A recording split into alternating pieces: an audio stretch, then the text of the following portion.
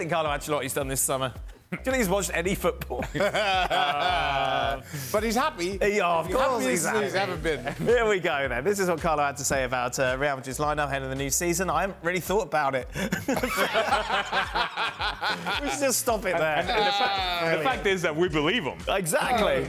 Putting Mbappé in the team won't be a problem. If I ask you where did Vinicius play last season, it's difficult to say. He didn't play like a left winger. The important key to the attacking play is the mobility of the players. I want to give them freedom. They have to be able to manage the situation of the game. If there's one man, Ali, that genuinely has no concerns about Kylian Mbappé, Vinicius Jr., Rodrigo, Bellingham, getting everyone to click, it's Carlo Ancelotti. Yes, and that's why when this conversation comes up, you kind of dismiss it because it feels as if, as you just said, if there was one manager in the world that doesn't concern you in terms of dealing with this situation, it would be Carlo Ancelotti. And the thing that he has, the trump card, if you will, the ace that he has, is that his team has already been winning. Just won Champions League, just won the league.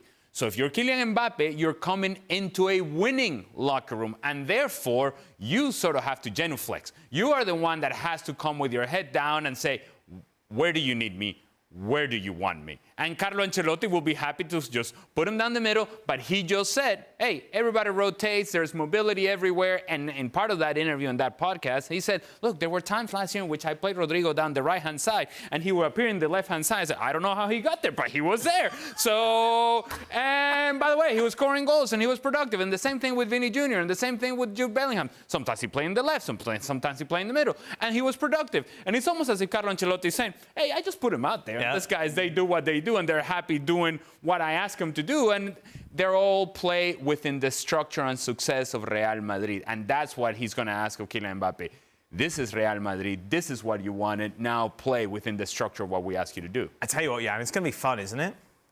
Oh, it's going to be fantastic. And I think that what is with Ancelotti, I think every footballer who have ever played would like to have once in their lifetime a coach like Ancelotti now, where he is now at the stage of his career. There was a quite interesting quote from him before the Champions League final when he said when he was a younger coach, I think he was in AC Milan, and he had a chance to sign Roberto Baggio.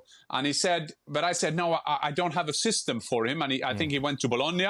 And then he said, today, I would have said, just come here and I find a place for you. And that's what he's doing right now.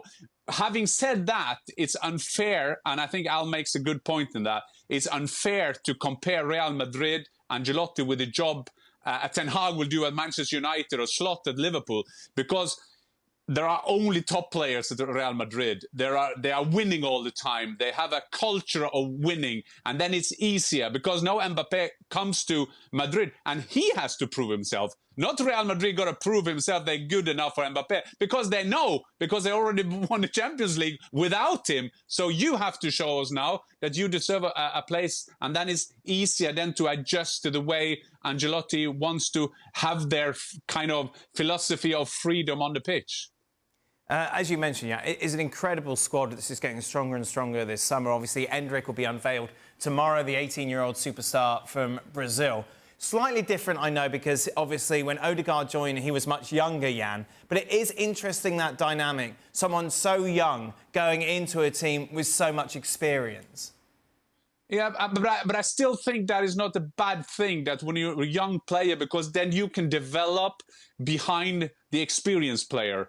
And I think it's nearly under-communicated what Real Madrid have done the last couple of 3 years. Not only have they been winning, but they've also have one of the youngest, most talented. They got it through a generation kind of change. And if you have a look at this team and you see the age of these players, and then you just, Toni Kroos, yeah, okay, see you. Modric, I would stay for another year. Okay, that's good. Well, because they will help the young players coming into them, because it's not like if a Manchester United is like signing a Rasmus Højlund, he has to be top from game one, and if he isn't top, then the team won't be top. Because if you have a look at this team, then you take out one player, then another player will come on. You have your timeout. Martin Ødegaard came as a 16-year-old. He was very, very young. And at that stage, when he came there, it was more than kind of place him in a great football college, because he was 16,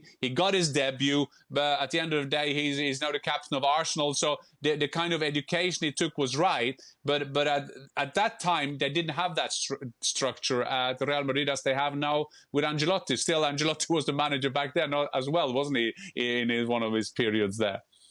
Yeah, makes a good point in that the fact that they have cultivated these youngsters. Obviously, we saw Gula last season. We were at training with him when he arrived last year in pre-season.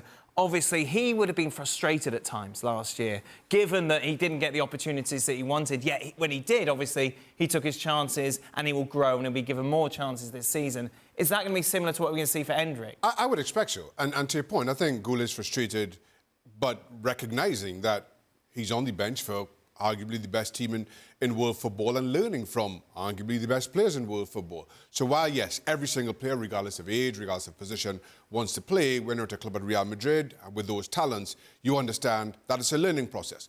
You also have to look at the other young players that arrived at Real Madrid. Camavinga and Tchouaméni initially were signed as long-term replacements for Casemiro and Modric, and then all of a sudden they're thrust in, they're thrown in at the deep end, and they swim. And as a young player, you see that, you recognise that opportunities may come, and I'm at a really good place in taking those opportunities. The first thought isn't just to go out and buy the best player in the world who's of a similar age. They're more than happy to promote those younger players. And if you're Endrick, again, you see that just as similar. You look at who Real Madrid are able to call on in terms of their attack and recognise that you have to play a little bit of a supporting role, certainly in the interim, which is exactly what he had to do for Brazil over the course of this summer. While there's been a lot of speculation about him, a lot of hype about him, he was coming off the bench for the most part, apart from the one game that Vinicius Jr. was suspended. So I think as you look again at Real Madrid, how they're structured for the long term, you have to be excited by it all. Mm-hmm. And again, even when we're talking about young players and long term, the underpinning to so much of this is Carlo Ancelotti. As everybody says, we just sit here and we sing his praises, and interviews like this is exactly why. Because as players, I think you recognise how good a manager he is, and how good he will be for each individual in that team, how good he is for the collective. And it doesn't matter what team you support. If you watch Real Madrid and how they've handled this transition, because this is a team that, by the way, was winning while in transition, mm-hmm. I think whoever team you support, whatever excuses they present to you, you say, hold on a second.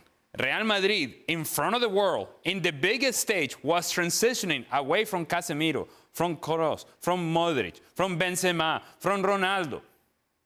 And yet they're able to continue to move forward within the structure of a club, within the structure of building, within the structure of growing talent, bringing in young players, developing those young players, and those young players now becoming who they are within this club structure. I think it strips away at all the excuses that we hear from everybody else.